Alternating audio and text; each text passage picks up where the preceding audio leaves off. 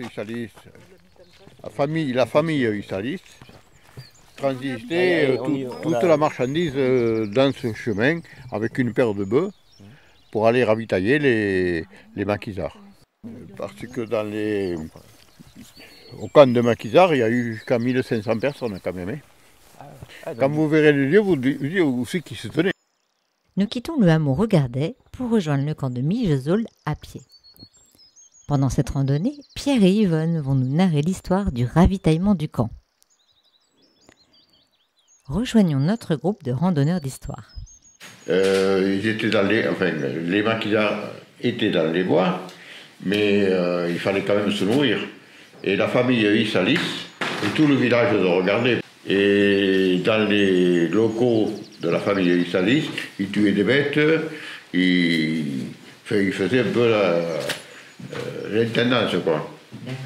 Et ils allaient livrer toute la nuit. Et c'est d'ailleurs Mondou, le mari de celle dont vous voulez parler, qui allait avec des bœufs. Et à 14, 13 ou 14 ans, ils allaient livrer la viande toute la nuit. Dans des chemins, c'est même pas des chemins. Il avait une vieille maison là derrière. Alors là, il faisait le fournées de pain et c'était les femmes de Regardet qui participaient. Elles n'avaient pas le choix.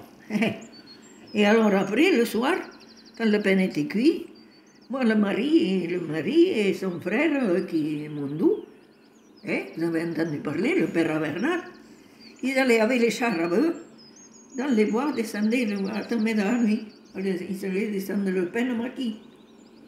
Je ne sais pas quel âge ils avaient. Moi, j'avais 13 ans. C'est ceux qui m'ont dit, d'ailleurs. Oui, âge, oui, moi, j'avais 13 ans et on avait 2 ans de différence. Voilà. Mais il y avait les chars à bœufs. Ils allaient descendre le pain qu'ils avaient fait dans la journée pour les maquis là-bas, quand il y avait un bon groupe. Parce que...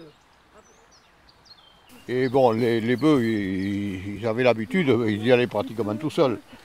Mais bon, c'était des gamins, parce qu'actuellement, nous pourrons dire que c'était des gamins. À 10-12 ans, les parents envoyaient leurs gamins toute la nuit porter leur nourriture aux maquisards. Parce que c'était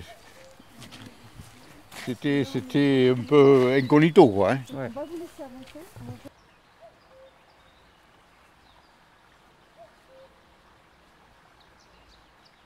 Parce que j'ai posé la question, mais réquisitionner, ça veut dire on les prend.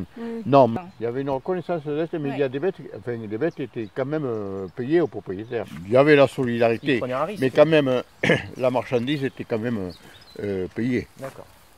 Parce que bon, ils ne pouvaient pas tout donner, quoi. C'était l'État qui payait un peu. L'État français qui payait... Non, ça venait aussi d'Angleterre. Oui, mais en fait, ce qui était acheté ici, comme les bœufs, tout ça, ils ne venaient pas de... Oui, je veux dire, mais après, les armes, c'était transité par... Les armes, c'était encore autre chose. Il y a deux trucs distincts. Les armes et la nourriture. Et là, il fallait nourrir.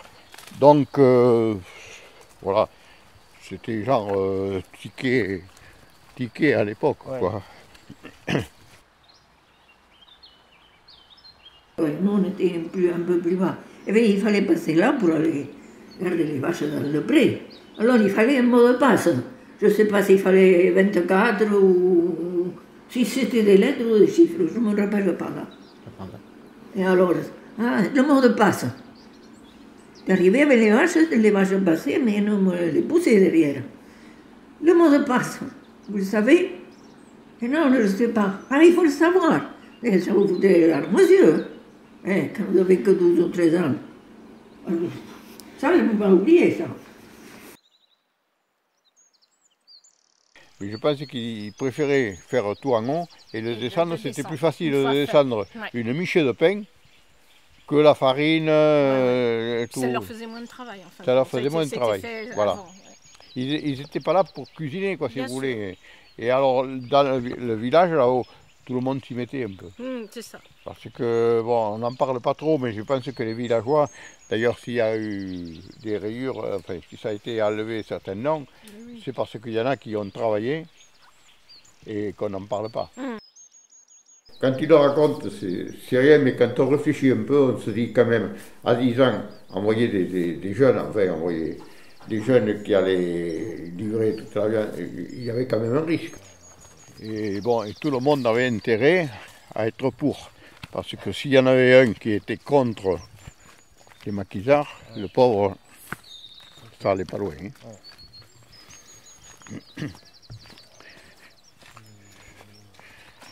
Donc tous les villageois se prêtaient au jeu, quoi. C'était comme ça.